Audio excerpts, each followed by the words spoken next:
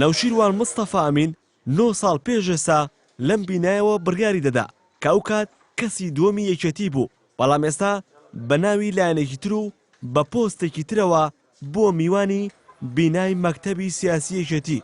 بۆیە بەم شوێنە نامۆنیە و خۆی پێش وەفدەکەی یەکێتی دەکەوێت و دەیەوێت پێکەوە گفتوگۆ لەسەر پرسی سەرۆکایەتی هەرێم بکەن. یەکێتی و گۆڕان زیاتر لە کاتژمێرێک کۆبوونەوە و یەکەڵوێستی خۆیان لەبارەی سەرۆکایەتی هەرێمەوە دووپات کردەوە.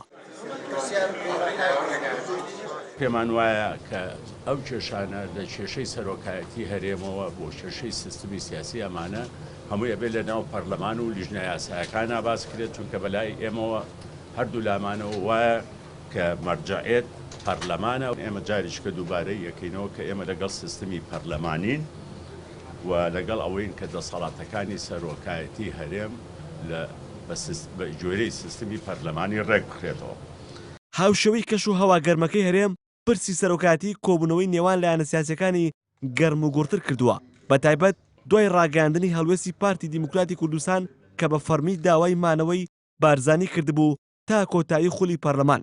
بەڵام یەکێتی و گۆڕان وەڵامی داواکەی پارتیان نەداوەتەوە و دەڵێن کۆبوونەوەی لەسەر دەکەن. ڕێی هەردوو لا ئەوەیە کە ئێمە سوورین لەسەر سیاسەتی خۆمان، سیاسەتمان مەعلومە و ئێمە لەگەڵەوەین کە ئەم کێشانە بەدانشتن چارەسەر بکرێت و ڕێی خۆمانمانیشوتووە و ئێمە لەسەرەوە سوورین وەکو کا حەمە و باسی کرد. ئەو خاڵانەی کا حەمە وتی هەموو خاڵی هاوبەشن و ئێمە لەسەری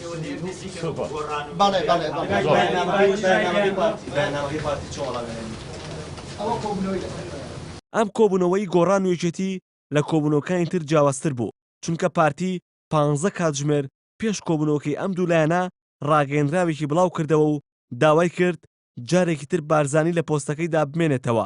وتیشی ئەگەر لەسەر پرسەکە ڕێک نەکەوتن دەبێت سیستەمی حکومڕانی هەرێم لە ڕێگەی دەنگدانی گەلەوە یەکلایی بکرێتەوە. یەکێتی و گۆڕان دوو حەزب ڕکابەرەکەی پێشوو لە ئێستادا پەیوەندەکانیان هێندە و نوتۆڵ بووە کە پێکەوە یەک هەڵوێستیان هەیە. تۆ بڵێ ئەم دوو لایەنە ئەم هاوهەڵوێستیان لە بەرامبەر پێشنیازەکەی پارتی دیموکراتی کوردستان بێ یان خەمی سیستەمی حکومڕانی هەرێمیان بێت و بیانەوێت لە سەرۆکایەتی و بیکەن بە پەرلەمانی. هێمن مەحموود یەنارتی، سلێمانی.